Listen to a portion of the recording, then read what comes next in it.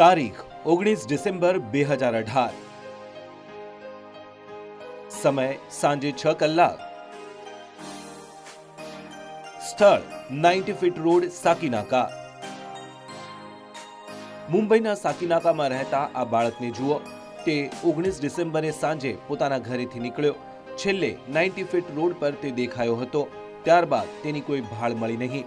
પોલીસના જણાવ્યા પ્રમાણે સારિક ચૌધરી નામના આ 10 વર્ષીય બાળકની હત્યા થઈ ગઈ છે. कल से गायब हुआ है बच्चे। वो ट्यूशन के लिए गया, ट्यूशन गया नहीं पहली बात। वो उसके साथ चल के गया है 100%। वो चल के गया है और उसको नहीं मालूम था कि ये काम करने वाला है। हाँ, वो तो बोल रहा है मेरे को, वो तो बोल रहा है कि मैं ले जाके उसको क्या नाम है अंदर मार दिया हूँ, बाथरूम के अंदर गला दबा के. TV9 ગુજરાતીની YouTube ચેનલને સબસ્ક્રાઇબ કરો અને બેલ બટન જરૂરથી દબાવો જેથી દરેક વિડીયોના નોટિફિકેશન તમને મળતા રહે. 10 વર્ષના બાળકનો મૃતદેહ સુટકેસમાં. સુટકેસ 14 વર્ષના બાળકના હાથમાં.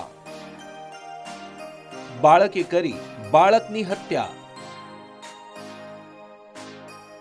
પોલીસે જ્યારે મામલાની તપાસ શરૂ કરી ત્યારે એ પરિસરની સીસીટીવી ફૂટેજમાં એક બાળક લાલ રંગની સુટકેસ લઈને જતો દેખાયો.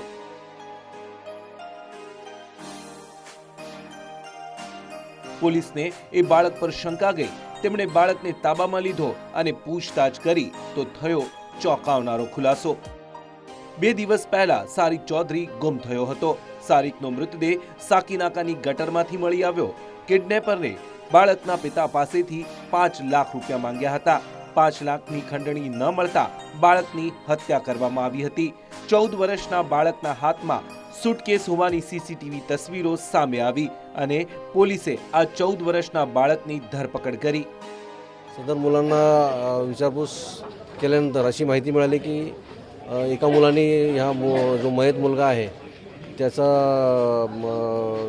खून केला आणि खून करून त्याची बॉडी जी आहे एका बॅगमध्ये पॅक करून ती बॅग नाल्यामध्ये टाकून दिलेली आहे.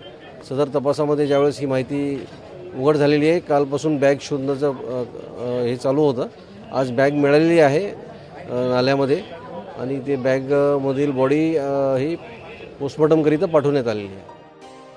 સવાલ એ છે કે શું ખરેખર 14 વર્ષનો બાળક 5 લાખ રૂપિયાની ખંડણી માટે હત્યા કરી શકે કે પછી તેની સાથે આ કારસ્તાનમાં અન્ય કોઈ સામેલ છે? આ બાબત પોલીસ કરી રહી છે તપાસ. આનંદ પાંડે સાથે bureau report, TV9 Mumbai. TV9 ગુજરાતીની YouTube ચેનલને સબસ્ક્રાઇબ કરો અને બેલ બટન જરૂરથી દબાવો જેથી દરેક વિડીયોના નોટિફિકેશન તમને મળતા રહે.